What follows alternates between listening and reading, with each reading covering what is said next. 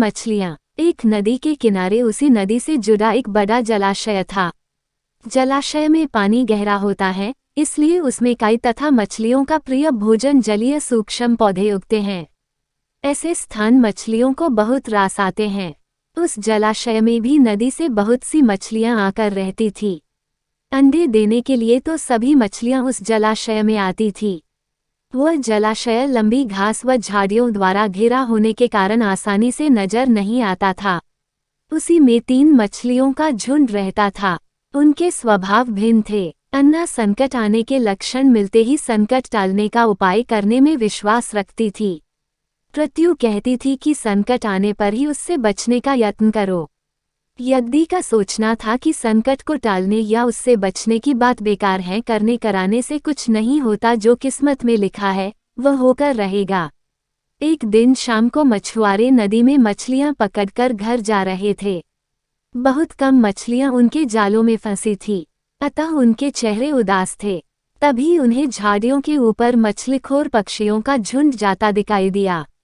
सबकी चोंच में मछलियां दबी थी।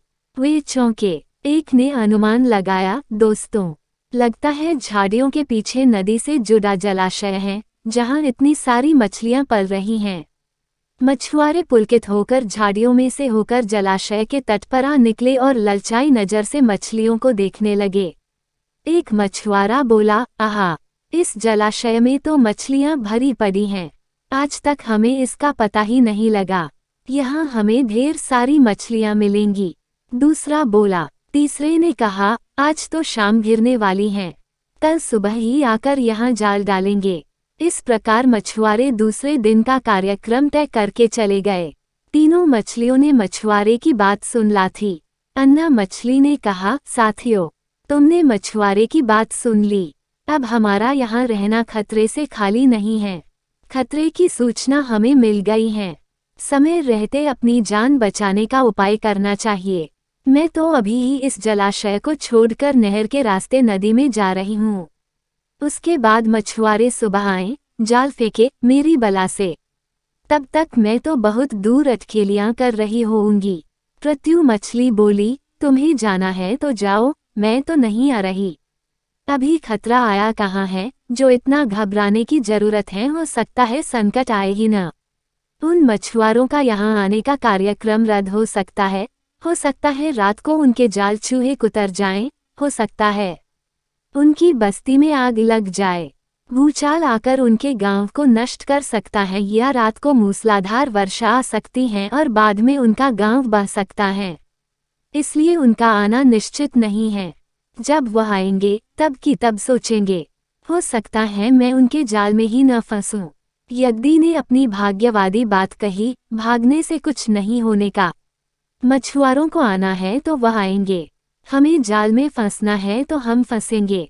किस्मत में मरना ही लिखा है तो क्या किया जा सकता है। इस प्रकार अन्ना तो उसी समय वहां से चली गई।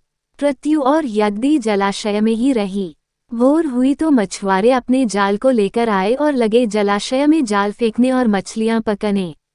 प्रत्यु ने संकट को आए देखा तो लगी जान बचाने के उपाय सोचने। उसका दिमाग तेजी से काम करने लगा। आसपास छिपने के लिए कोई खोखली जगह भी नहीं थी। तभी उसे याद आया कि उस जलाशय में काफी दिनों से एक मरे हुए ऊदबिलाव की लाश तैरती रही है। वह उसके बचाव के काम आ सकती हैं। जल्दी ही उसे वह लाश मिल गई। लाश सने लगी थी। प्रत्यु लाश के पेट में घुस गई और सदती लाश की सदांध अपने ऊपर लपेटकर बाहर निकली। कुछ ही देर में मछुआरे के जाल में प्रत्यु फंस गई। मछुआरे ने अपना जाल खींचा और मछलियों को किनारे पर जाल से उलट दिया। बाकी मछलियां तो तड़पने लगी, परंतु प्रत्यु दम साधकर मरी हुई मछली की तरह पड़ी रही। मछुआरे को सदांध का भभका लगा तो मछलियों को देखने लगा। उसने निश्चल पड़ी प्रत्यु को उठाया और सूंघा, आक, ये तो कई दिनों की मरी मछली हैं, सड़ चुकी हैं। ऐसे बड़बड़ाकर बुरा सा मुंह बनाकर उस मछुआरे ने प्रत्यु को जलाशय में फेंक दिया। प्रत्यु अपनी बुद्धि का प्रयोग कर संकट से बच निकलने में सफल हो गई थी। पानी में गिरते ही उसने गोता लगाया और सुरक्षित गहराई में पहुंचकर जान की खैर मनाई।